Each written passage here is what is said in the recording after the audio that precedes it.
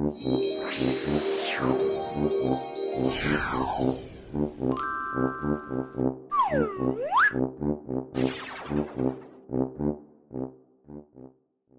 the main thing that Burning Man taught me is that anyone can be an artist. Mm.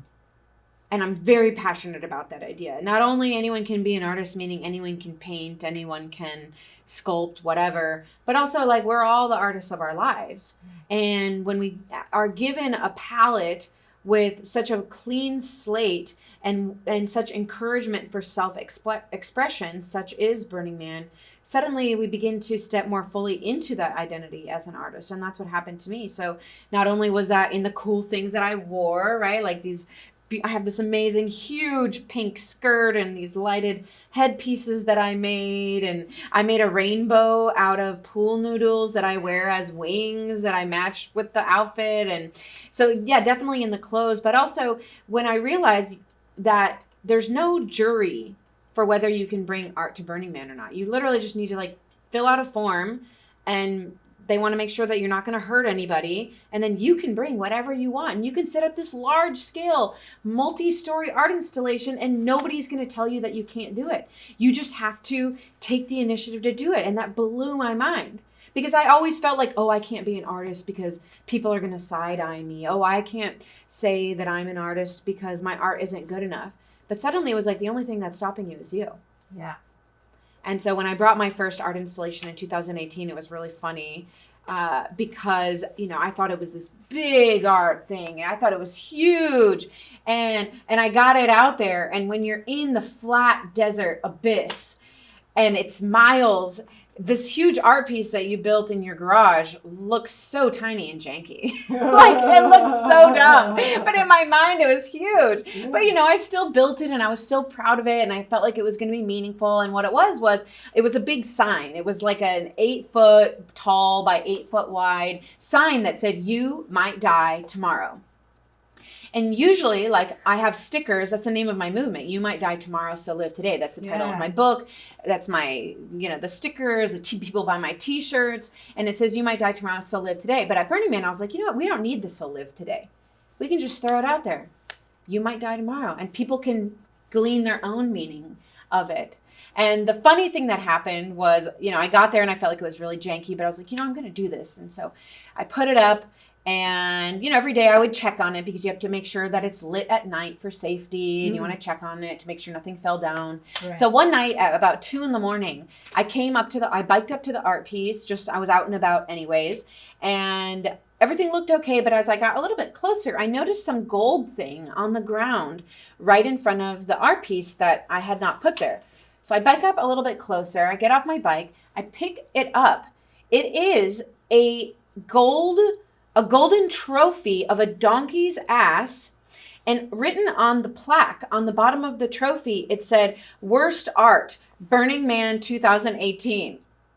And at first my stomach dropped, like, oh, poor me, I made bad art. People are judging me. And then I was like, actually, I got an award at Burning Man. This is amazing. That is amazing. Oh my gosh. And so I was so like stunned by this that, you know, I put the thing down, and by the next morning when I came back, someone had stolen it. Aww. But the cool thing that I learned out of that whole thing was like, who cares? Yeah. Make janky art, make any art, do something that lights you up. And I've heard about this thing about how in our artwork or in any work, there's this gap between where we start and where we want to be. And as we continue to practice, the gap gets smaller, but more than likely the gap is never going to be closed, because we always think that we can be better. We always get new ideas, new inspiration. We evolve and we think our old art is crap.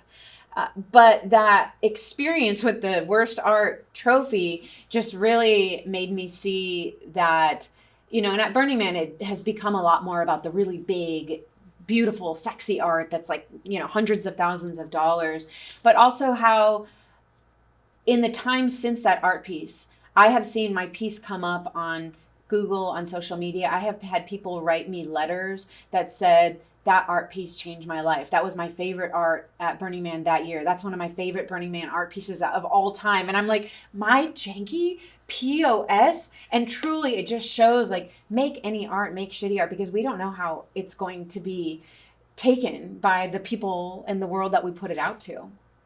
Wow, I just got chills. That's amazing. Wow. Wow, I gotta let that sink in a little bit. Well, and that's what you're doing, you know? Yeah. You're making weird art, like you're doing Yeah. your own thing, and you're probably at some moments feeling around in the dark, like nobody's really done this exactly before, and but that's amazing. Yeah, thank you. I've heard that there's been the Burning Man community has found places to store those large pieces, but it also like they don't want to just store them, they want them to be seen, kind of thing. Like that's like a big conflict, a big problem is like finding places to put them after the year, right? Oh yeah. Where's yours? Mine is it's at my parents' house. Yeah, they put it up on the side of their I actually exhibited it at several events around Austin after Burning Man, and I brought it somewhere recently. I don't remember, but I still bring it out now and then. But it's my parents just hung it up on their fence recently. But yeah, it is. You'd be shocked, right? Because these art pieces are so beautiful, but how difficult it can be to find a home for them. And there are hundreds, if not thousands, of beautiful Burning Man art pieces that are living in a garage or in storage or sitting in a field somewhere. And I feel really passionate again about that idea that for me, I really came alive when I realized and I was able to say I am an artist. And that doesn't mean that, oh, I can pick up a brush and paint. It's like, oh, I am the artist of my life. Oh, I can have creative license to create what I want, to color outside the lines in my life or in my work. And I really feel passionate about teaching that not only to other adults, but to other kids.